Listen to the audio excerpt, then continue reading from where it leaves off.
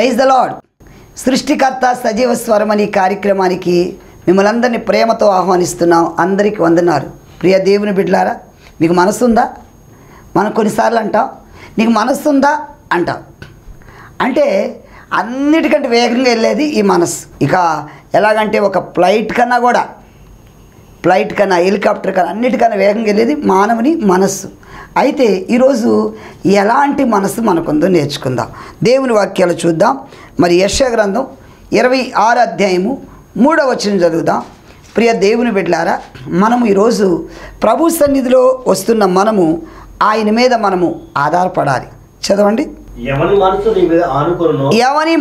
నీ మీద ఆనుకొనునో వానిని నువ్వు పూర్ణ శాంతి కలవాడు కాపాడుదువు. ప్రార్థన. పరిశుద్ధుడా, ఈ వాక్యం ద్వారా మాతో మాట్లాడమని ప్రతి ఒక్కరితో మీరు మాట్లాడండి. వాక్యం నీది, ప్రజలు నీవారు. ప్రతి హృదయంతో మాట్లాడమని యేసు నామమును ప్రార్థిస్తున్నాము తండ్రి. ఆమేన్, ఆమేన్. హల్లెలూయా. ప్రియ దేవుని పిల్లలారా, ఇక్కడ చూడండి ఏమనుంది.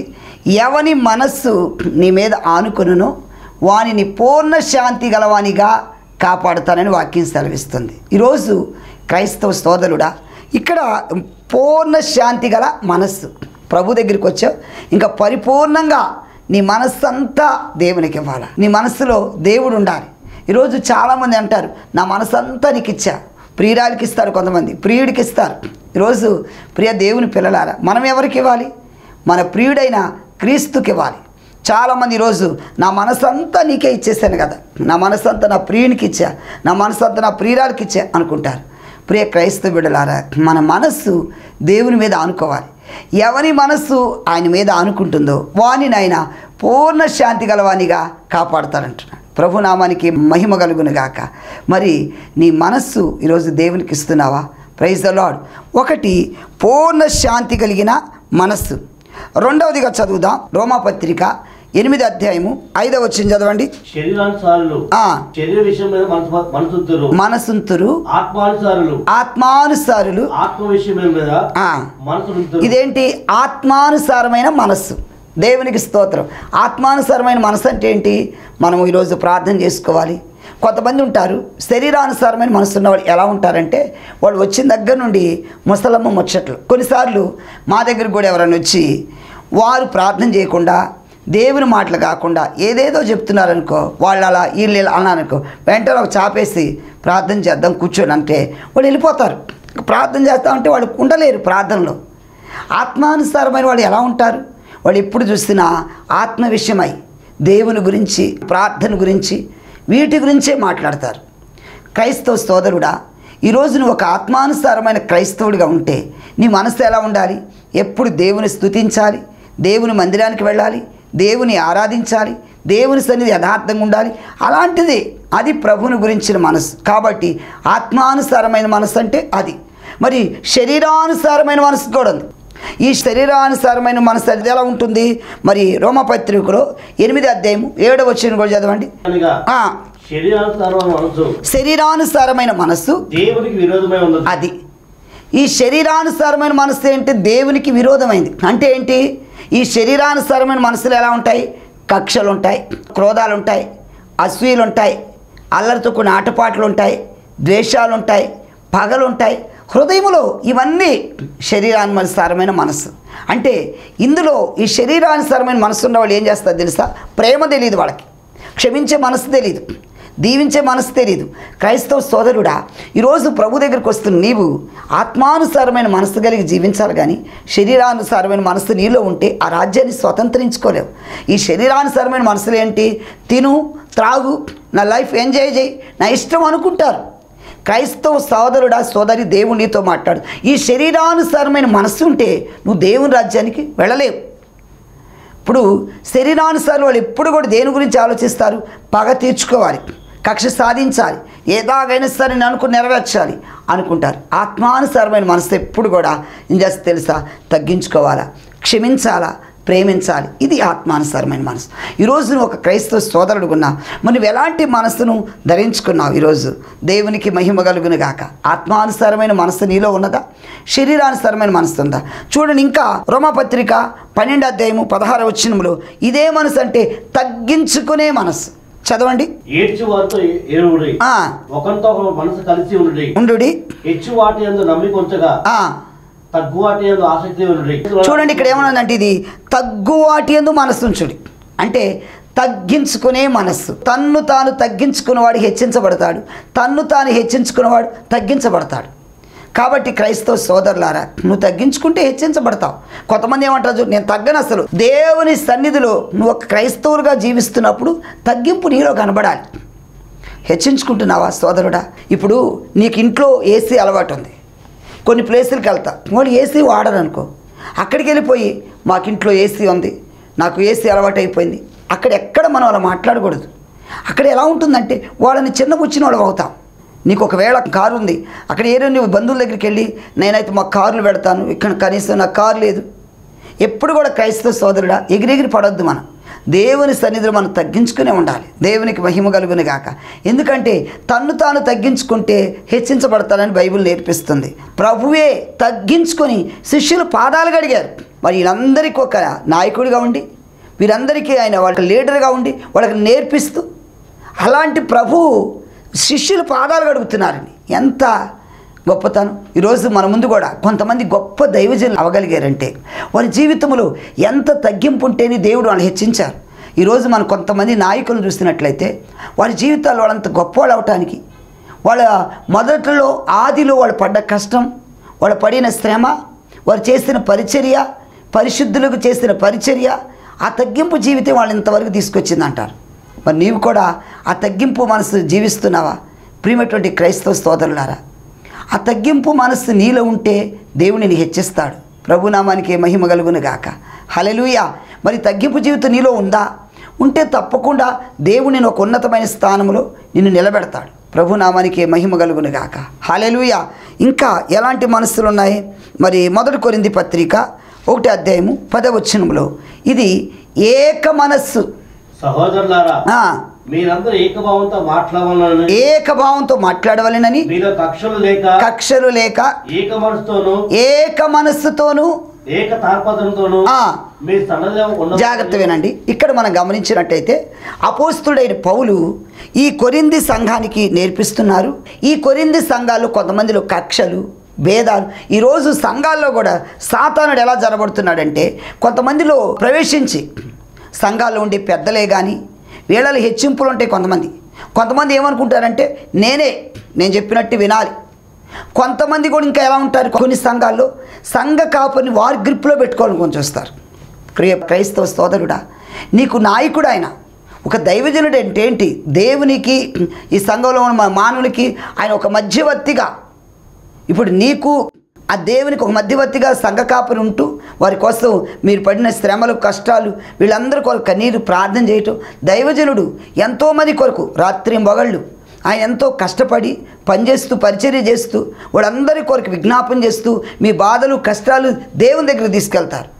అయితే ఇక్కడ కూడా కొంతమంది సంఘాలు ఎలా ఉంటారంటే మేము ఎలా చెప్తే అలా అండి, మేము కూర్చోమంటే కూర్చోవాలి, లేవమంటే లేవాలి. నీకు బానిస కాదు సేవకుడు, గుర్తుపెట్టుకో. సంఘ పెద్ద అంటే సంఘంలో ఏంటి?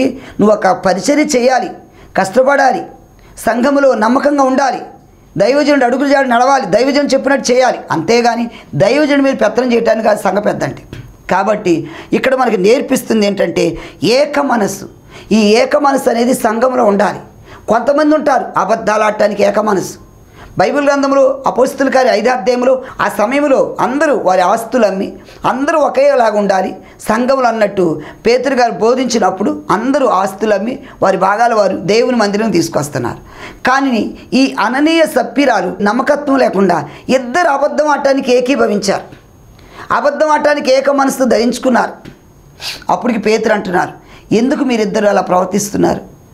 సాతాను మిమ్మల్ని వాడుకుంటుంది. ఏక మనస్సు అంటే ప్రియ దేవుని బిడ్డలారా, ఈరోజు నీ జీవితంలో దేవుని సన్నిధిలో ఏక మనస్సు ఉండాలి. దేవునికి మహిమ కలుగును గాక. హల్లెలూయా. నువ్వు ఏకీభవించాలి. భూమి మీద ఏది ఏకీభవించి ప్రార్థన చేస్తారో అవి పరలోకమందును బంధించబడునని. కాబట్టి ఇక్కడ ఎలా ఉందంటే ఏక మనస్సుతో ప్రార్థన చేయాలి. దేవునికి మహిమ కలుగును గాక. హల్లెలూయా. ఇంకా నెక్స్ట్ ఏ మనస్సు మనలో ఉండాలంటే వినయమైన మనస్సు. ఫిలిప్పీయులకు రాసిన పత్రిక 2వ అధ్యాయము 3వ వచనం కూడా చదవండి. ఉదాసీనము చేతను ఏమి చేయక వినయమైన మనస్సు గలవారై. అది ఎలాంటి మనసట? వినయమైన మనస్సు గలవారై. ఫిలిప్పి సంఘానికి పౌలు గారు రాస్తూ మళ్ళా చదవండి, ఏమంటున్నాడు? అది కక్ష చేతనైనను ఏమీ చేయక వినయమైన మనస్సు గలవారై. అది మనం ఎలా ఉండాలి సంఘాలు? ఏదో కక్ష తీర్చుకోవాలని కాదు. పలానోడు నన్ను ఇలాగన్నాడు, పలానోడు నన్ను అలాగన్నాడు, ఎలాగ నేను కక్ష తీర్చుకోవాలి. వీళ్ళకి ఎలా ఉంటుందండి? ప్రభు దగ్గరికి వచ్చిన తర్వాత కక్షలు తీర్చుకోవడం కాదండి మనది. ప్రభు దగ్గరికి వచ్చిన తర్వాత ప్రభు మనకి నేర్పించింది ఏంటి? మనం క్షమించాలి. Praise the Lord. మనం వాళ్ళని దీవించాలి. మరి సిలువలో కూడా యేసు ప్రభు ఎంత చిత్రహింసలు అనుభవించి కూడా ఆయన మీద ఉమ్మి వేస్తారు. ఆయన వస్త్రాన్ని చీట్లు వేసుకుని పంచుకుంటున్నారు. నువ్వు రాజు కదా దిగు సిలువ మీద నుంచి అనేవాడు కొంతమంది, ఉమ్మేసినాడు. మరి ఎన్నో రకాలుగా బళ్ళెంతో పొడిచి రకరకాల చిత్రహింసలు పెడుతుంటే అన్ని బాధ భరిస్తూ కూడా తండ్రికి చెప్తున్నారు, వీరేమి చేస్తున్నారు, వీరు ఎరగరు, వీరిని క్షమించు. నిజంగా ఎంత మనసు అండి ఆయన. ఆయన ప్రేమామయుడు, జాలిగల దేవుడు. అన్ని బాధలు భరిస్తూ కూడా ఆయన క్షమించే మనసు అండి. దేవునికి మహిమ కలుగును గాక. క్రైస్తవ సోదరులారా, మరి మనమైతే నిజంగా అలాంటి బాధలు వస్తే ఎన్ని అలాంటి శిలువ శ్రమలు అయితే, వాళ్ళలో కూడా శిలువలో ఇద్దరు దొంగల్లో ఒక ఆయన ఏమంటున్నాడు? నువ్వు బోధకుడా, మరి నువ్వు రక్షించుకో, మమ్మల్ని రక్షించవచ్చు కదా అంటున్నాడు. కానీ ఒకడైతే ఏమంటున్నాడు? కుడివైపు నన్ను దొంగ అంటున్నాడు. మనం అలా అనకూడదు. మనకైతే ఇది తగును. మన దొంగలము గజదొంగలు మనం చేసిన పాపాలకి మనం ప్రాయశ్చిత్తం పొందుతున్నాం. మనం చేసిన దానికి ఇది తగును. కానీ ఆయన ఏం చేశాడని, ఆయనకి ఏ నేరం తెలియదు అంటున్నాడు. ప్రియ దేవుని పిల్లలారా, కాబట్టి ఈరోజు మనలో వినయమైన మనస్సును దేవుడు ఇష్టపడుతున్నాడు. దేవునికి మహిమ కలుగును గాక. ఈరోజు నీ జీవితంలో వినయమైన మనస్సు నీలో ఉండాలి. ప్రభు నామనికే మహిమ కలుగును గాక. హల్లెలూయా. ఇంకా చూడండి, జాలి మనస్సు కూడా. కొలస్సీ పత్రిక 3వ అధ్యాయము 12వ వచనం కూడా చదవండి. దేవుని చేత ఏర్పరచబడిన వారును పరిశుద్ధులను ప్రియులైన వారు తగినట్టు మీరు జాలి మనసును ధరించండి. అది ఎలాగట? జాలి మనస్సు. మరి సిలువలో దొంగతో ప్రభు నేర్పింది ఏమంటారు? నేడు నువ్వు నాతో కూడా పరదేశులు ఉండమంటారు. ఆయనకి ఎంత జాలి వచ్చింది. ఆయన అడిగాడు, ఆ రెండో దొంగ అన్నాడు, అయ్యా బోధకుడా, నీ రాజ్యంలోకి నన్ను గుర్తు చేసుకోవా అంటే వెంటనే ప్రభు ఎంత ప్రేమమయుడండి. మరి ప్రభు జాలి చూపించాడు ఆయన మీద. దేవునికి మహిమ కలుగును గాక. నేడు నువ్వు నాతో కూడా పరదేశంలోకి రా అన్నారు. క్రైస్తవ సోదరులారా, మనకి ఈ జాలి అనేది ఉండాలి. మరి ఈరోజు నువ్వు ఒక క్రైస్తవుడిగా క్రైస్తవురాలుగా జీవిస్తూ జాలి లేకుండా జీవిస్తున్నావా? కఠిన హృదయంతో ఉంటున్నావా? అలా ఉంటే నువ్వు దేవుని రాజ్యాన్ని ఎలా స్వతంత్రించుకుంటావు? జాలి గల మనస్సు. ఇంకా చూసినట్లయితే చూడండి, మరి దేవుని సన్నిధిలో మన జీవితంలో మరి ఇంకెలాంటి మనస్సు ఉండాలి? పరిశుద్ధ గ్రంథములో 1 పేతురు పత్రిక 5వ అధ్యాయము 2వ వచనం చదవండి. బలిమి చేత కాక దేవుని చిత్త ప్రకారము ఇష్టపూర్వకంగాను దుర్లాభిపేక్షము కాక సిద్ధ మనస్సుతోను మీ మధ్యలో ఉన్న దేవుని. హల్లెలూయా. ఎలాంటి మనసు ఇది? సిద్ధ మనస్సు. క్రైస్తవులుగా సిద్ధపాటు ఉండాలి. ఈరోజు వాక్యం చెప్పడానికన్నా ఒక సేవకుడిగా సిద్ధపడి వస్తేనే మీరు చక్కని వర్తమానం అందించగలుగుతారు. ప్రభు రాకడ కొరకు మనం సిద్ధపడాలి. ప్రభు నామానికే మహిమ కలుగును గాక. ఎందుకంటే దేవుని వాక్యంలో మత్తయి సువార్త 25వ అధ్యాయంలో ఇక్కడ 10 మంది కన్యకలు కనబడుతున్నారు. వారిలో 5 బుద్ధి కలిగిన వారు, 5 బుద్ధి లేనివారు. ఈ బుద్ధి కలిగిన వారు ఏం చేస్తున్నారు? వారితో పాటు దివిటీలు తీసుకుని వెళ్ళి సిద్ధపడ్డారు. బుద్ధి లేని వారు సిద్ధపాటు లేదు. ఈరోజు క్రైస్తవ బిడ్డలారా, మరి పరలోక రాజ్యము సమీపించుతున్నది, మారు మనసు పొందుడని మరి ఎన్నో సువార్తల మరి ఆ దినాలు ప్రకటించిన కొంతమందికి ఇప్పుడు సిద్ధపాటు ఉండట్లా. ఇప్పుడు ఎంతోమంది సేవకులు సిద్ధపడండి సిద్ధపడండి, ప్రభు రాక సమీపంగా ఉందంటే మరి కొంతమంది వింటలా, దేవునికి లోబడటలా. మరి ఆ మత్తయి సువార్త 25వ అధ్యాయం చూడండి. యేసు ప్రభు ఒక ఉపమానం చెప్పారు. ఇక్కడ ఎలా ఉన్నారు, పరలోక రాజ్యం ఎలా ఉంటుందని నేర్పించారు. సిద్ధపడిన వాళ్ళు ఎలాగున్నారు, పెండ్లి కుమారుడు ఎదుర్కోగలిగారు.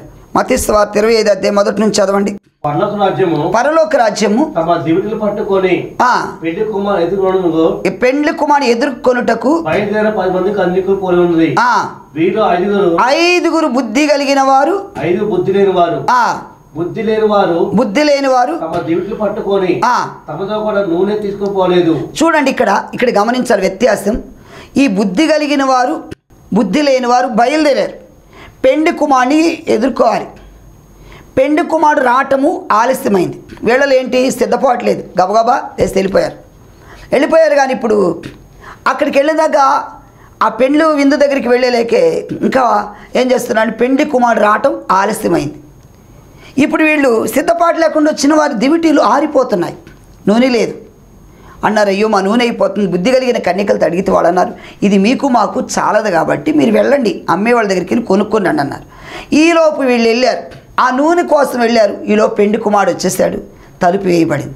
ఇప్పుడు వచ్చి అన్నారు, అయ్యలారు తలుపు తీయండి అంటే పెండి కుమారు లోపలికి వెళ్ళిన వాళ్ళు అందరూ అన్నారు, మీరెవరో మాకు తెలియదు. ప్రియ దేవుని పిల్లల, వీళ్ళు కూడా ఈ కన్యలు వాళ్ళు ఎదుర్కోవాలి, పెండి కుమారుని ఎదుర్కోవాలి, పెండి కుమారు స్వాగతం పలకాలి, పెండి కుమారుతో వెళ్ళి వాళ్ళతో పాటు ఆ యొక్క పెండి కుమారుతో బయలుదేరి వెళ్ళాలి లోపలికి అనుకున్నప్పుడు. కానీ ఇక్కడ జరిగింది ఏంటంటే వీళ్ళు నిర్లక్ష్య వైఖరి, సిద్ధపాటు లేదు. సిద్ధపాటు లేకుండా పెండి కుమారుతో వాళ్ళు కూడా ఆ రాజ్య మందిరంలోకి వెళ్ళాలంటే పెండి కుమారుతో కలిసి వెళ్ళాలని సిద్ధపాటు లేకుండా వచ్చారు కాబట్టి నిర్లక్ష్యం వల్ల వాళ్ళు అక్కడ ఆపేయబడ్డారు. ఇప్పుడు బుద్ధి కలిగిన వారు సిద్ధపాటు ఉంది, దివిటీలు ఉన్నాయి, నూనె ఉంది, చక్కగా పెండి కుమారుడు రాగానే పెండి కుమారుడు ఎదుర్కొని వారు లోపలికి వెళ్ళారు. తలుపులు వేయబడ్డాయి. ఇప్పుడు అయ్యో తలుపు తీయండి తలుపు తీయటలా. ప్రియ దేవుని పిల్ల, దేవుని రాజ్యం కూడా అలాగే ఉంటుంది. ప్రభు తన బిడ్డలను పంపించి ఇప్పుడు సువార్త ఎంతో విరివిగా ప్రకటిస్తుంది. ఎందుకంటే ఎంతోమంది సేవకుల ద్వారా టీవీల ద్వారా వర్తమానం వస్తుంది, మ్యాగజైన్ల ద్వారా వర్తమానం వస్తుంది, కరపత్రికల ద్వారా వర్తమానం వస్తుంది, అనేక స్వార్థ కోటాల ద్వారా. ఈరోజు నాకు తెలియదంటే కాదు, ఎంతోమంది దైవజనులు ఎన్నో విధాలుగా సువార్త ప్రకటిస్తున్నారు. ఇంకా నాకు తెలియలేదంటే కాదు సోదరుడా. నోవాహు దినాలైతే నోవాహు ఎంతో మొత్తుకున్నాడు, అన్నలారు వినండి, తమ్ముళ్ళారు వినండి, ఇదిగో రండి జలప్రళయం వస్తుంది వినండి అంటే ఎవ్వరు వినల. అందరూ జలప్రళయం రానే వచ్చింది, ఓడ తలుపులు బిగించబడ్డాయి. దేవుడు అన్నాడు, నీవు మరి నీ కొరకు నీ కుటుంబం కొరకు సిద్ధపరచుకోమంటే నోవాహు దేవుని మాట ప్రకారం ఓడగట్టాడు. తాను తన భార్య మరి తన 3 కుమారులు కోడళ్ళు 8 మంది ఓడలోకి వెళ్ళారు. కానీ ఓడలోకి వెళ్ళగానే దేవుడి ఓడ తలుపు బిగించేశాడు. ఎందుకంటే వీళ్ళలో సిద్ధపాటు లేదు. ప్రియ దేవుని బిడ్డలారా, పెండ్లి కుమారుని మరి వచ్చినట్లుగా దేవుడు వచ్చినా కూడా వాళ్ళు ఇంకా సిద్ధపడలేదు. అలాగే నోవాహు వినండి, మాట వినండి, లోబడనంటే వినలేదు. జలప్రళయం వచ్చి మొత్తానికి ఆ వరదలు కొట్టుకుపోయారు. కాబట్టి వాక్యం వింటున్న ప్రియ దేవుని బిడ్డలారా, ఈరోజు నీ జీవితంలో సిద్ధపాటు ఉందా? ఈరోజు ప్రభు వచ్చి నేను రెడీ అన్నట్టున్నావా? దేవునికి మహిమ కలుగును కాక. మరి ఈరోజు నేను సిద్ధంగా ఉన్నా. ఇప్పుడు ఒక ఎగ్జామ్ రాయాలి స్టూడెంట్స్, వాళ్ళు ఏం చేయాలి? వాళ్ళు ప్రిపేర్ అయిన వాళ్ళకి అనుకో వాళ్ళకి హ్యాపీయే, బాగా ప్రిపేర్ అయ్యానుకో వాళ్ళకి సిద్ధపాటు పడ్డారు కాబట్టి ఎప్పుడు పెడతారు ఎగ్జామ్ పెడితే ఇప్పుడు రాస్తాను ఉంటారు. సిద్ధపడినోడు ఏముంటుంది, ఇంకొన్ని రోజులు టైం ఉంటే బాగుండు, ఇంకా అప్పుడు ఇంకో టైం డేట్ మారిస్తే బాగుండు అనుకుంటారు. సిద్ధపడిన వాళ్ళు మళ్ళీ మర్చిపోతాను, లేదు ఇప్పుడు ఎగ్జామ్ పెట్టిన నేను రాస్తానని సిద్ధపాటు. ఈరోజు మరి నీకు అలాంటి సిద్ధపాటు ఉందా? ప్రభు ఈరోజు వచ్చిన నీకు ఒక నిరీక్షణ, నేను సిద్ధపడ్డా, నేను రెడీ, ఐఎమ్ రెడీ. దేవునికి మహిమ కలుగును కాక. నేను సిద్ధం. ఎప్పుడు చెప్పగలుగుతా? నీలో ఆ ధైర్యం అనేది, ఆ ధైర్యం ఆ దమ్ము ఎప్పుడు వస్తుందంటే నీవు ప్రభు కొరకు నిలబడ్డప్పుడు, ప్రభు కొరకు నీ ప్రవర్తన సరి చేసుకున్నప్పుడు, మార్పు చెందినప్పుడు, నీ హృదయంలో మార్పు ఉన్నప్పుడు, సిద్ధమైన మనసు నీలో ఉంటే తప్పకుండా ఈరోజు వచ్చిన నేను రెడీ అని చెప్పగలుగుతా. కాబట్టి దేవుని సన్నిధిలో సిద్ధమైన మనసు మనము కలిగి ఉండాలి. దేవుని నామానికి మహిమ కలుగును గాక. కొంతమందికి సిద్ధ మనసు ఉండదు, చంచల మనసు ఉంటుంది అనమాట, స్థిరత్వం ఉండదు. చూడండి, అది కూడా చదువుదా. 2 దశలోనికి 2 వచనం. దేవునికి మహిమ. Praise the lord. ఈ దశలోనికి 2వ పత్రికలో 2వ అధ్యాయం 2వ వచనములో, మీరు త్వరపడి చంచల మనస్కులు కాకుండవలననియు బెదరకుండవలననియు మన ప్రభు అయిన యేసుక్రీస్తు రాకడను బట్టి. అది ఇదేమంటున్నారు? చంచల మనస్సు కాకుండా. క్రైస్తవ బిడ్డలారా, కొంతమంది జీవితాల్లో ఈ చంచల మనసు అనేది ఉంటుంది. ఈరోజు నీ జీవితంలో చంచల మనసు తీసేయాలి. ప్రభు సన్నిధిలో మరి ఎలాంటి మనసు కలిగి జీవిస్తున్నా? అయితే ఈరోజు నీకు కావాల్సింది మారు మనసు. మరి మారు మనసు పొందేవా? అయితే అపోస్తల కార్యములో పేతురు గారు కూడా ఎన్నోసార్లు వీళ్ళకి ప్రకటించారు, మీరు మారు మనసు పొందాలి అని. ప్రభు రాజ్యం సమీపిస్తుందని యోహాను కూడా స్వార్థ ప్రకటించారు. ఈరోజు వాక్యం వింటున్న ప్రియ దేవుని బిడ్డలారా, దేవుని సన్నిధిలో మరి నువ్వు మారు మనసు పొందేవా? మారు మనసు పొందపోతే ఇప్పుడైనను నువ్వు మారు మనసు పొందాలి. చదవండి అపోస్తల కార్యములు 2వ అధ్యాయము 38వ వచనం చదవండి. పేతురు మీరు మారు మనస్సు పొంది పాప క్షమాపణ నిమిత్తము ప్రతివాడు యేసుక్రీస్తు నామమున బాప్తిసం పొందుడి. అది ఇక్కడ ఏమంటున్నారంటే మారు మనస్సు అంటే అర్థం ఏంటంటే, ఇదివరకు నీ జీవితంలో త్రాగుడుంది, వాటి నుంచి మారు మనస్సు. ఇదివరకు బూతులు మాట్లాడుతున్నా, అవి మానుకోవటమే మారు మనస్సు. ఇదివరకు వ్యభిచారం చేస్తున్నా, వాటిని మానుకోవటమే మారు మనస్సు. ఇదివరకు అని అపవిత్రమైన పనులు, చెడ్డ పనులు చేస్తున్నా, వాటిని మానుకోవటమే మారు మనస్సు. కాబట్టి క్రైస్తవ సోదరుడా, నువ్వు మారు మనసు పొందేవా? నువ్వు మారు మనసు పొందమని పేతురు ఆ వాక్యం బోధించినప్పుడు, ఎందుకంటే ఆ రోజులు అజ్ఞానకాలం దేవుడు చూడనట్టు ఉన్నారు. ఇప్పుడైతే అంతటా అందరూ మార్పు చెందాలని వాక్యం చెప్తుంది. ప్రియమైనటువంటి క్రైస్తవ బిడ్డలారా, మరి మారు మనసు పొందారా? ఎప్పుడైతే పేతురు ఆ మాట ప్రకటించారో చదవండి. ఆ వాక్యం విన్నవాళ్ళు అనేక మంది వాక్యాన్ని అంగీకరించారు, మారు మనసు పొందారు. మరి ఒక్క రోజే 3000 మంది పేతురు బోధ విని 3000 మంది బాప్తిసం పొందారు. ప్రభు నామానికి మహిమ కలుగును. వాక్యం అంగీకరించిన వారు దేవునికి మహిమ కలుగును గాక. ఎంతమంది బాప్తిసం పొందారంటే ఇంచుమించు 3000 మంది చేర్చబడ్డారు. క్రైస్తవ బిడ్డలారా, ఈరోజు నీ జీవితంలో కూడా ఈ మారు మనస్సు అనే అనుభవం ఉందా? మరి అలాగే యోహాను గారు కూడా ఏమంటున్నారంటే, పరలోక రాజ్యము సమీపించినది, మారు మనసు పొందుడి అని యోహాను గారు కూడా అనేక మందికి సువార్త ప్రకటించారు. మరి ఈరోజు దేవుని రాక సమీపంగా ఉంది కనుక ప్రతి ఒక్కరు కూడా మారు మనసు పొందాలి. ప్రభు నామానికి మహిమ కలుగును గాక. హల్లెలూయా. చూడండి, మత్తయి సువార్త 3వ అధ్యాయంలో బాప్తిస్మిచ్చి యోహాను ఏమంటున్నారు? ఆ దినముల యందు బాప్తిస్మిచ్చి యోహాను వచ్చి, పరలోక రాజ్యము సమీపించి ఉన్నది, మారు మనసు పొందుడని యోదయ అరణ్యములో ప్రకటించుచుండెను. దేవునికి మహిమ కలుగును గాక. కాబట్టి క్రైస్తవ సోదరుడా, సోదరి, ఇక్కడ చివరిగా మనం చదువుకున్నది ఏంటంటే మారు మనస్సు. మారు మనసు అంటే మారు మనసు తగిన ఫలాలు మనలో రావాలి. దేవునికి మహిమ. నేనేదో మార్పు చెందాను అంటే కాదు, మార్పు చెందాను నీలో ఒక ఫలాలు కనబడాలి, ఫ్రూట్స్ ఉండాలి, అవి నీలో ఒక ఫలభరితమైన కనబడాలి. మార్పు చెందామంటారు కానీ వాళ్ళ జీవితాలు సరైన ఫలాలు కనబడవు. క్రైస్తవ సోదరుడా, నువ్వు మార్పు చెందితే నీలో ఆ ఫలాలు చూడాలి. మరి నేను మార్పు చెందినప్పుడు నీలో ఆ ఫలాలు నువ్వు ఇతరులు చూపిస్తున్నావా?